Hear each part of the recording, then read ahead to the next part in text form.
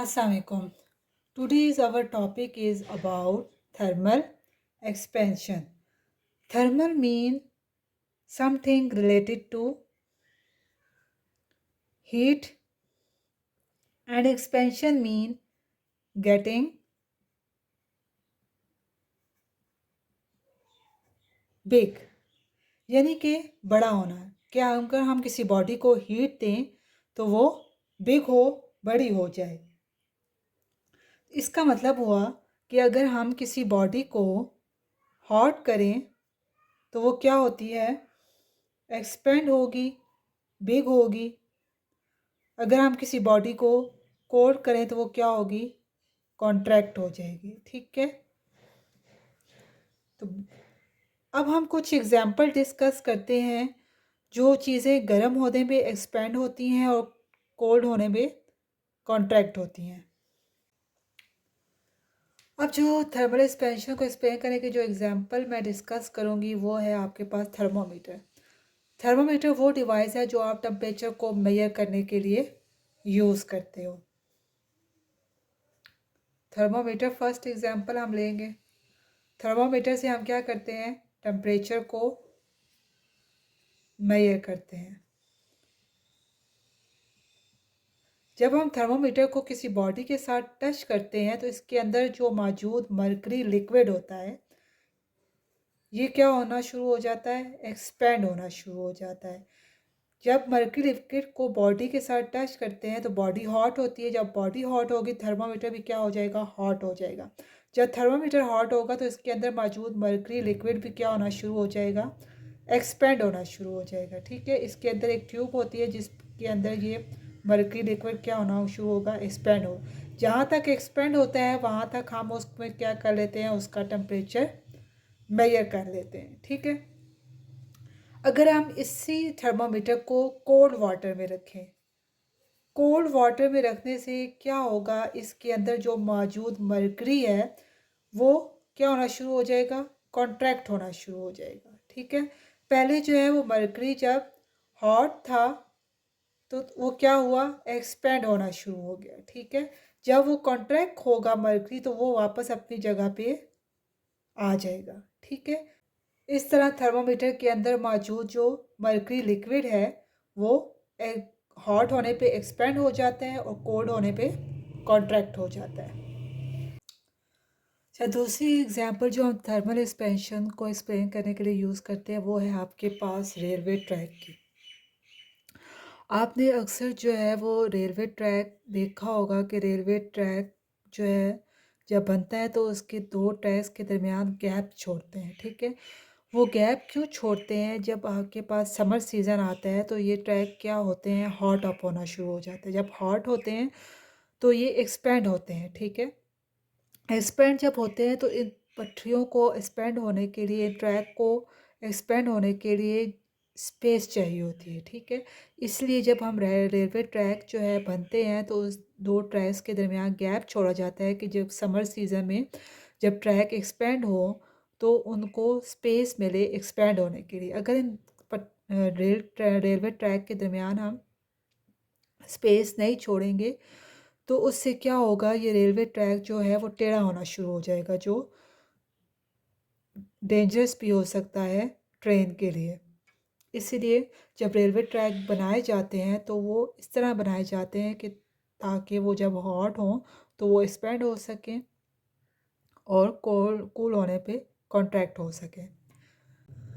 Thermal expansion की deep study करने के लिए हम एक और एग्जांपल लेते हैं मेटल बार की. ठीक है, हम इसको थर्मल एक्सपेंशन को डिस्कस करते हैं कि थर्मल एक्सपेंशन क्यों होती है, इसके क्या कॉजेज़ हैं, किसकी वजह से ये जो है वो चीज़ें हॉट होने पे एक्सपेंड हो जाती हैं और कूल होने में कॉन्ट्रैक्ट हो जाती हैं. ठीक है, उसके लिए मैंने एग्जांपल लिया है एक मेटल बार की.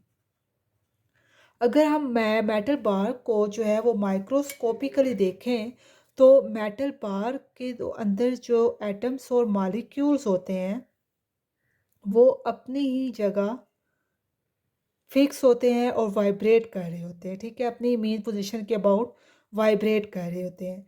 जब हम इस मैटर को हॉट करते हैं, हीट देते हैं, तो क्या होता है, इसके अंदर जो एटम्स और मॉलिक्यूल्स हैं उनकी काइनेटिक एनर्जी इंक्रीज़ हो जाती है। ठीक है, जब काइनेटिक एनर्जी इंक्रीज़ होती है तो उसका टेम्परेचर भी क्या होना शुरू हो जाता है, इंक्रीज़ होता है। ठीक है, जब टेम्परेचर इंक्रीज़ होता है तो ये जो एटम्स और मॉलिक्यूल्स जो अपनी जगह वाइब्रेट कर रहे होते हैं उनकी स्पीड इंक्रीज़ हो जाती है। जब स्पीड इंक्रीज़ होती है तो उन एटम्स और मॉलिक्यूल्स के दरमियान जो गैप है वो क्या होना शुरू हो जाता है, इंक्रीज़ होना शुरू हो जाता है। ठीक है, डिस्टेंस जो है वो दोनों के दरमियान क्या होता है, शुरू हो जाएगा, इंक्रीज़ होना शुरू हो जाएगा। जब डिस्टेंस इंक्रीज़ होगा तो वो एटम्स और मॉलिक्यूल्स क्या करेंगे, एक्सपेंड होंगे, जगह घेरेंगे। ठीक है, वो ज़्यादा जगह घेरना शुरू हो जाएंगे, उनके दरमियान जो डिस्टेंस है वो इंक्रीज़ होना शुरू हो जाएगा। ठीक है, इसीलिए जो है वो मेटल जो है जब हम उसको हॉट करते हैं तो वो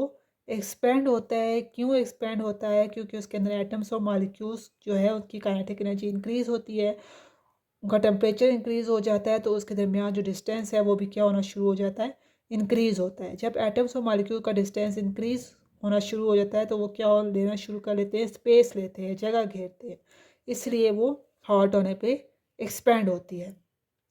अगर हम इसी मैटर को कूल कर लें, ठीक है, कूल करने पे क्या होगा, इसके एटम्स और जो मॉलिक्यूल्स हैं वो अपनी ही जगह वापस आना शुरू हो जाएंगे, उनके दरमियान जो डिस्टेंस है वो डिक्रीज़ होना शुरू हो जाएगा। ठीक है, वो एटम्स और मॉलिक्यूल्स जो हैं वो कॉन्ट्रैक्ट होना शुरू हो जाएंगे और मैटर बाहर क्या हो जाएगा, कॉन्ट्रैक्ट हो जाएगा। ठीक है, तो हमें क्या समझ आई कि मेटल्स जो है उसके अंदर एटम्स और मॉलिक्यूल्स होते हैं, वो हॉट होने पे एक्सपैंड होते हैं और कूल होने पे कॉन्ट्रैक्ट होते हैं, इसलिए थर्मल एक्सपेंशन होती है। अगर हम थर्मल एक्सपेंशन की डेफिनेशन को राइट करें तो अभी तक जो हमने स्टडी किया है उससे हमने क्या अंडरस्टैंड किया, थर्मल एक्सपेंशन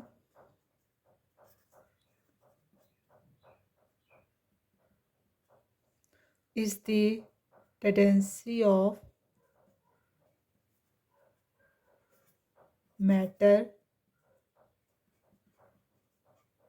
मैटर आपके पास जो है वो सॉलिड भी हो सकता है, लिक्विड भी हो सकता है और गैस भी हो सकता है।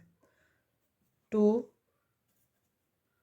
Change in shape, area and volume, जब हम किसी मटेरियल को हीट अप करते हैं तो उसकी शेप में भी चेंज आ सकता है, एरिया में भी और वॉल्यूम में भी। In response to change in temperature, जब हम टेम्परेचर को इंक्रीज़ करते हैं तो उसकी शेप और एरिया और वॉल्यूम चेंज हो जाता है। Has a substance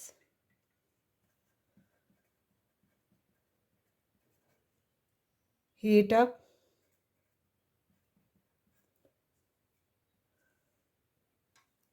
their particle move, their particle move more vigorously, causing them to occupy, causing them to occupy large space